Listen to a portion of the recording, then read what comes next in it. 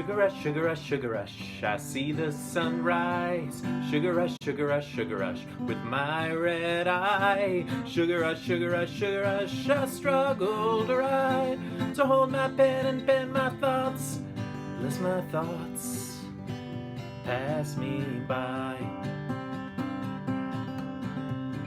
Awake I've been this night, and in my bed I lay, spiraling out my mind till the break of day, flirting about these phantoms fly and seeing the gray skies. My poor eyes sigh. That was a little bit of a song called Sugar Rush, and it's a funny combination because when I hear any reference to sugar or candy, I think about sort of pop rock like the Archies or maybe some sort of lewd hard rock, but this is just a nice little folk song. My guest today, Tushar Bahirwani, also known as Tushki World, wrote this excellent little folk song, and now that I know it, I'm not sure if I'm going to get it out of my head. But as I'm going to tell him today, Tushar is someone who I've been meaning to interview for a while. And what happened? I messaged him and said, I've seen you at open mics all the time. You always have new songs. I like a lot of them, but I'm not able to look up the songs after the fact. Are you publishing any originals? Do you see yourself as a public musician? And he gets back to me with a friendly message and he says, I'm working on it. And I think, okay, fair enough. Maybe I'll talk to him in a bit when there's some material to work with. So this, was many months ago, right when I was starting up my show. And at the last online open mic I participated in with Tushar, he mentioned the idea that he's doing Inktober, but with songs. Now, if you're not an Instagram arts person, you might be asking, what is Inktober? Well, the idea is you get a drawing prompt every day for the month of October. So you try and do a drawing every day. That might sound like a lot to manage the way I think of it, because I care about my drawings and don't want to keep them all on a million different pieces of paper, is I just do one tiny little drawing every day. So I'm going to open up my sketchbook here. And here you go to give you a sense of what they look like. I'm very much an amateur artist, but Inktober, even though a lot of the people you're seeing are doing like fancy digital art stuff, it says in the instructions, anyone go out there and do it. And to give myself more of a challenge, I create this limited color aesthetic by just using the 6 pens in this little set here. So you can see all the parts of my personality coming out here. I drew the political commentator Crystal Ball, if she was a literal crystal ball. Drew some musicians like Sting. Here's a character from children's literature, Old Sneap from the book Lentil by Robert McCloskey. Here's a little version of the cover for Coen Brothers' A Serious Man. Charizard stuck in the pipe. Anyway, Inktober is a lot of fun, but Tushar says he wants to do Inktober for music. So what does that mean? It's not some elaborate metaphor about translating visual art to musical art. All he means is he likes the idea of writing one song every day. Now, those songs as of yet, I don't believe are published, though I think that's his intent. But once he said he was going to do this, I said, okay, you know what, Tushar, you might not have a lot of original music published. He does have some great covers, including this duet that's on his YouTube channel. In the spirit of Inktober, in the spirit of blurring the concept of public figure and ordinary person, of person who puts their music out there and puts it not, why don't we talk about this challenge and maybe encourage other people to take it up? If you want to write songs every day this month, you want to draw pictures every day this month. I know we're running out of days because I filmed this a bit in advance, but it doesn't have to be October. But it's an interesting challenge, a great way to bring that inner artist out of you. So without further ado, here's Tushar. So I'm joined today by Tushar Bahirwani, also known as Tushki World. And I wanted to tell you, you were one of my first ideas to get on this show. The one problem is, so I've heard all your stuff at open mics, but very little of it is published. So I didn't know what I was working with. And then you told me recently that you had been inspired by the Inktober challenge, which is this thing where artists, amateur and less amateur, do a drawing every day for October. You were going to try and do that with music. You were going to challenge yourself to write a song every day. So how has that been going? Oh, it's been going beautifully. So the song that you heard at the recent edition of the open mic, that was my song for the 1st of October. I had a prompt for the 1st of October, which was golden. So I managed to get that into the song as well. I'll play a snippet of it for you if you like. Um, and yes, it's going beautifully because the list of prompts that's come up this year for Inktober, many of them are interrelated. For example, day 5 and 6, day 5 was rise and day 6 was fall. So I'm kind of trying to work together with those, and I try to make it into a corny 2000s love song kind of thing, in which I play with contradictions, rise and fall. Great. What And it's, I mean, I guess we're gonna have a lot of songs to potentially talk about. So let's start with that first one, because you said it was inspired by the Pallet Town theme from the yes, Pokemon video games. And writing a song that sounds like another song is hard, because how do you just not copy that song? But you did it. You created something that I think is a distinctly different song, even though you can hear the influence if you tell everyone in advance. Yeah. So yeah, that was it's just that, sometimes when you at least the way it works with me, when I get a prompt, when I decide upon a theme on which I'm going to write, it just sometimes clicks. So what I do is I just switch off all my thoughts, all my thinking. I just grab a pen, a piece of paper, and when it touches, it does not go off until I have some good ideas. So I just keep on scribbling randomness. And yeah, so Pallet Town theme is what popped into my mind when I thought about, merging these two themes together. And I already knew how to play it on my uke.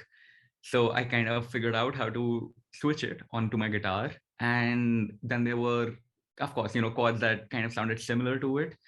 So I just took it up a couple of frets and then got started with it. And then it just ended somewhere entirely else. right, and did the lyrics for that song come from what the video game music made you feel, or is it just a random mix of different inspirations there? Oh yes, so when I got my initial tune, I thought about all the different ways that it made me feel, all the images that it brought to my mind, and I just picked one, which was sitting on a hill, uh, and that brought to my mind the famous imagery of William Wordsworth's daffodils. And I kind of figured out a way to, work from there. So there's a hill, there's daffodils, there's emptiness, there's going to be solitude, but there's not going to be sadness. And then I thought, when exactly can there be solitude without sadness? And the answer to that is when you're relieved, when you're content, when you're just living in the moment. And I just work from there. And that kind of gives me a very Tolkienish vibe, I would say, like The Hobbit, the aesthetic of the Shire. That's what popped in my mind. And so I think that was my main, it was the main image in my mind while writing the song. Just, after the entire adventure has collapsed, the hobbits are there sitting with one another and just thinking about old times. Excellent. Well, my format with the show is normally I ask a bunch of questions and then have the guest play a song at the end. But since you've written so much, why don't we break it up with some performances? Can you play us a little bit of that one? Absolutely, absolutely. I'll just grab my guitar. It doesn't have a name yet, but I think it will soon. And until then, I'll just play a snippet of it for you.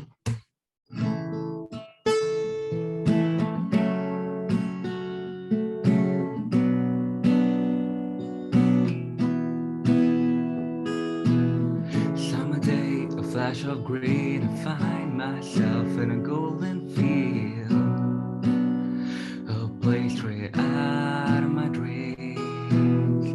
It's a sight I've seen before 1,000 times, if not more. It's the hill that haunts my dreams, feeling the leaves spiraling down on me, that shower of gold, everything I'd ever need. The emptiness fade, they always stay with me. Ooh,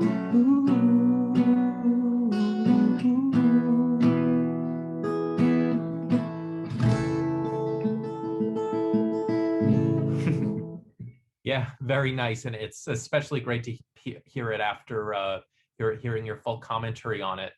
One thing I always think about, because unfortunately all the musicians I like are famous old people, and I'm always in the back row of a huge concert hall, but I fantasize about sitting close enough so they can hear when I yell requests and yelling some obscure song from a album they recorded 30 years ago. And it would be, I think, equally satisfying to hear, oh yeah, we have every single one of our songs memorized and we can play that for you. Or wait, I wrote that? I don't remember it. So you're writing a song every day for 31 days. Do you think you're gonna remember them all, or are you trying to be invested in all of them? Okay, I doubt I can remember the lyrics to each and every one of them, but I think I remember every single song that I write. So I've been a bit under the weather lately, so I have missed out on a couple of days, but I intend on catching up because there have been days when I've written 2, 3 songs. There have been a few days when I haven't. So I think it'll all even out before October ends.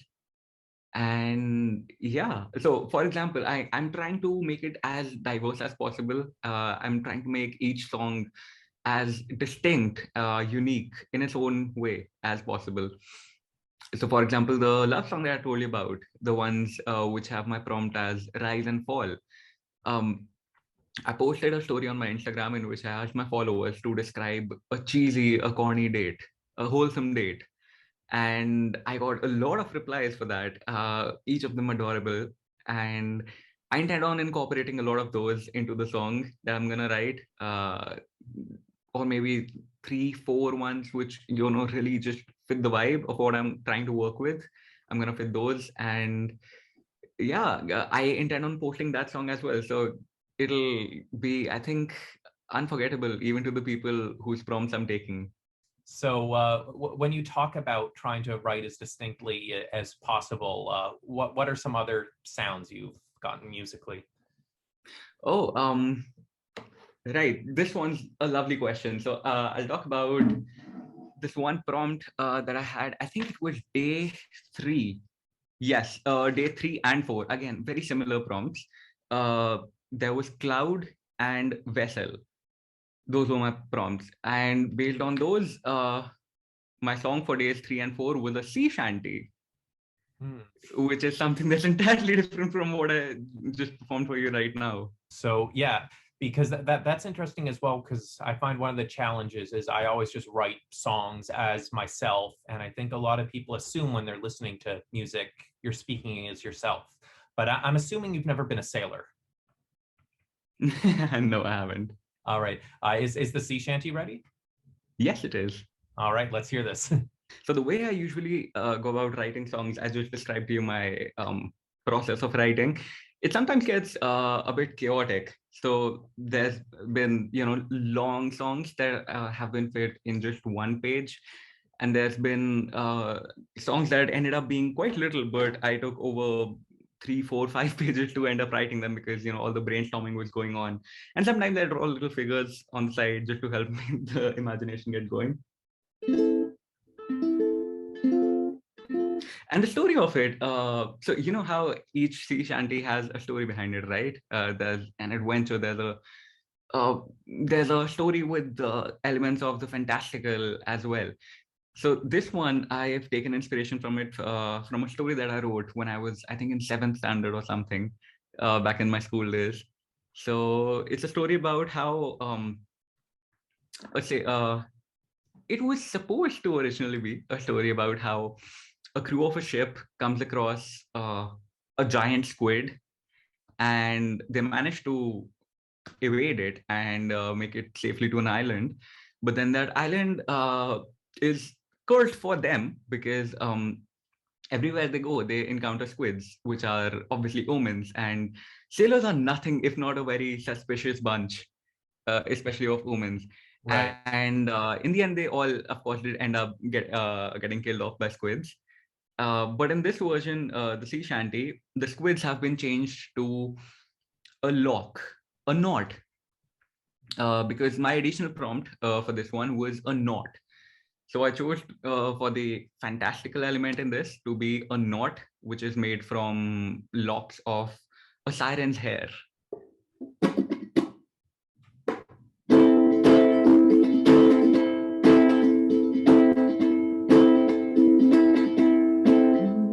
So many have come, so many have gone, but all sail us to the sea belong. Forever these waters course our way, forever this place we will sail on.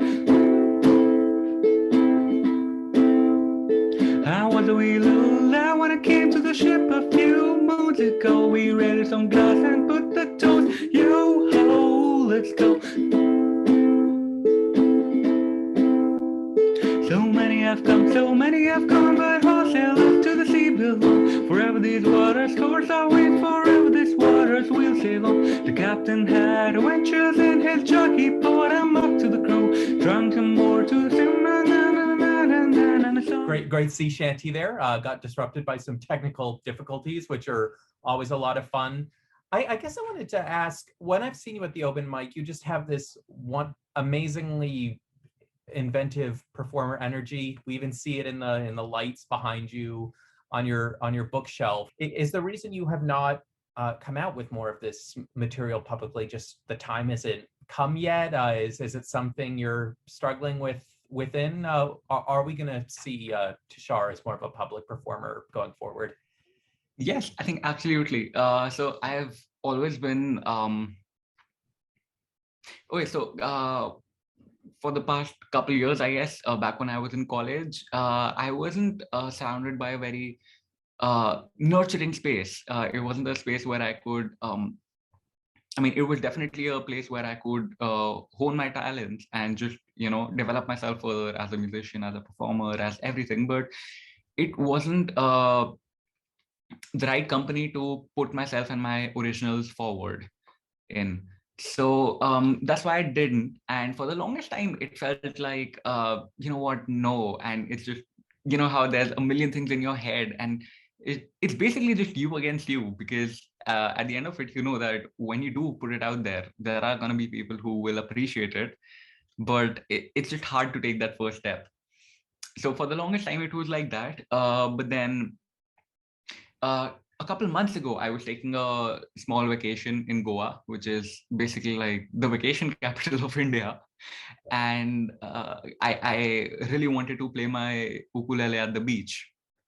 And I did. And I went there with an entire hour-long set list prepared. I went live on Instagram. And it was, I think, one of the best live streams that I've had so far in my life. And at the end of it was my original song, Sugar Rush. And when I posted that live for the entire world to see, that was, I think, the first time that I ever put out an original on an online platform. So for a long time, there was the feeling that I wanted to do it right, with the complete preparation, that when I'm going to post a song, I want to do it kind of like how professional musicians do, like mixed and mastered and properly produced.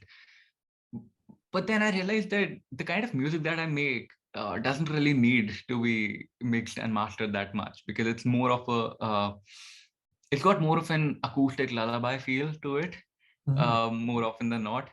So that was a pretty recent realization. And yes, this Inktober that I'm doing is just an attempt that will get me to be more accountable to myself and actually get to posting songs.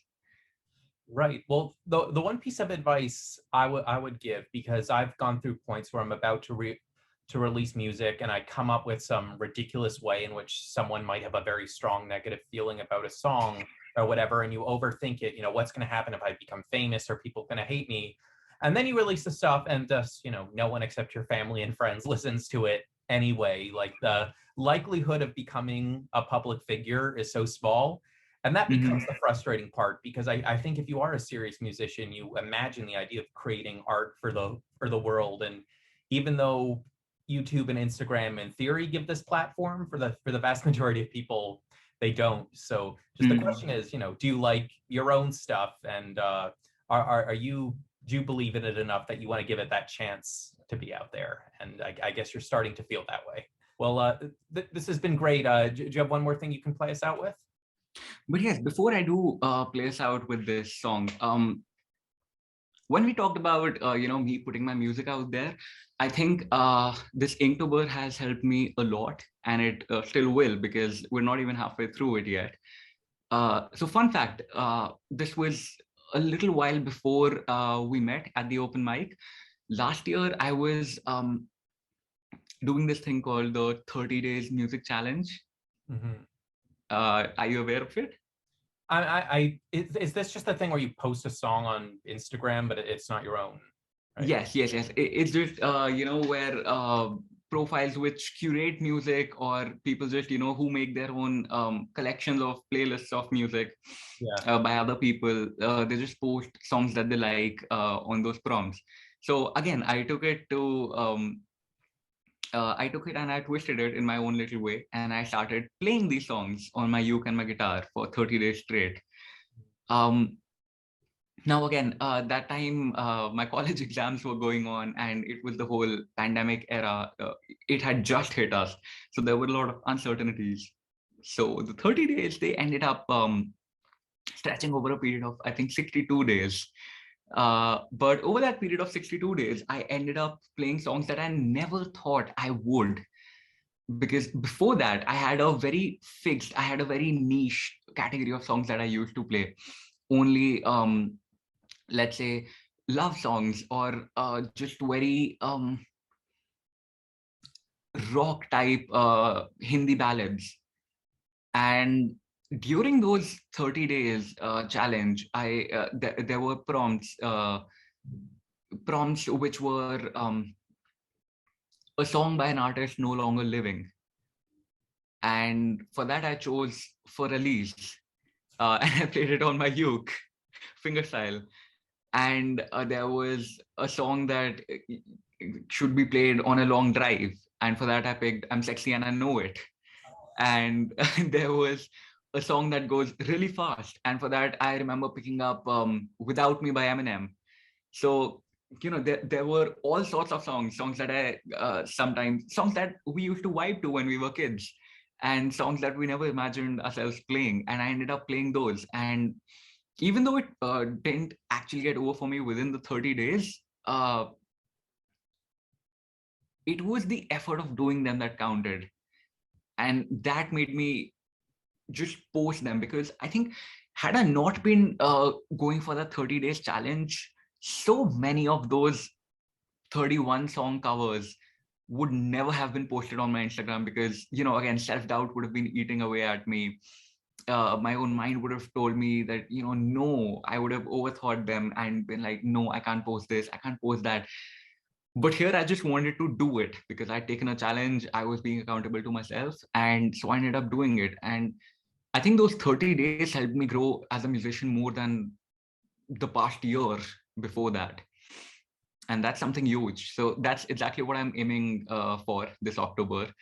And I already have, I think, 9 new songs written down.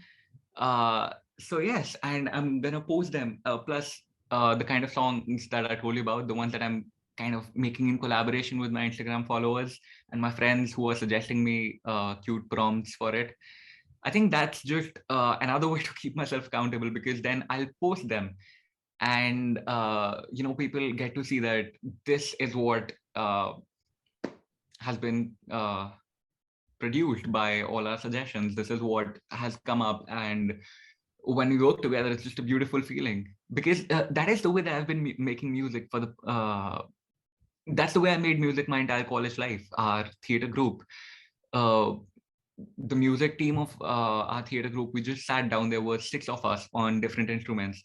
There was a xylophone, there was a cajon, there was a djembe, there were drums, guitar, ukulele, harmonium. And we just used to sit down and just start jamming around randomly.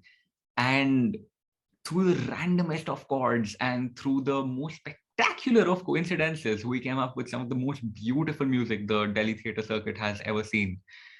And I think that is the true beauty of it. So that's what I'm aiming for this October. The song is called Before Goodbye. And it's based upon that kind of attraction that you sometimes feel, where you know that the other person is toxic. You see the red flags, you know that they're bad for you, but you just can't help. You just can't help it.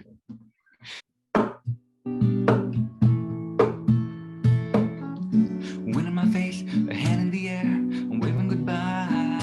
I don't hate this, I don't love you, so why'd it make me cry? You are no saint, you're no devil, we're potatoes of the same pie. But I don't know how exactly your poison gets me high.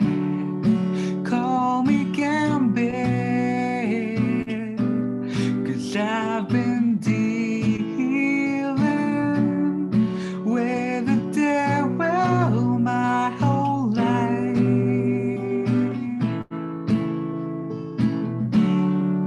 Don't wanna say goodbye until we have a last try. Don't wanna say goodbye. Let's come out with another sweet lie. But now you're going and I'm alone.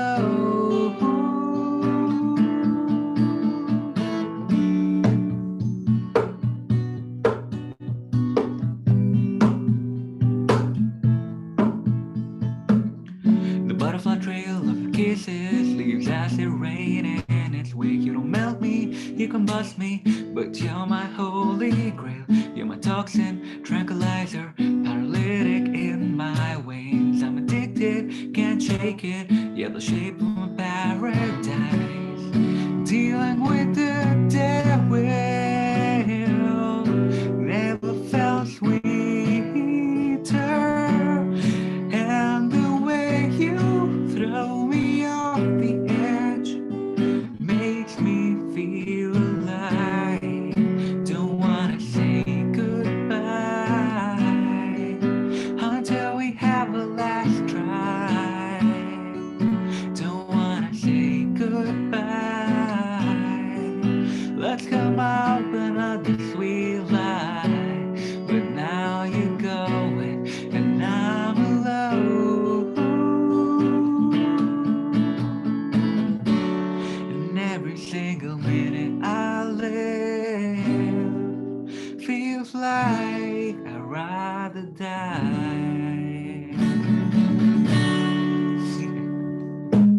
Thank you. Amazing. Tushar, thank you so much for joining me today, and I look forward to hearing these songs when they come out in their final or whatever form they come out in. My absolute pleasure. Well, that was my interview with Tushar Bahirwani, otherwise known as Tushki World. I should have asked him about how that works as a stage name. I keep having these artists where their stage names aren't quite names, so I don't know what to do with that element of things.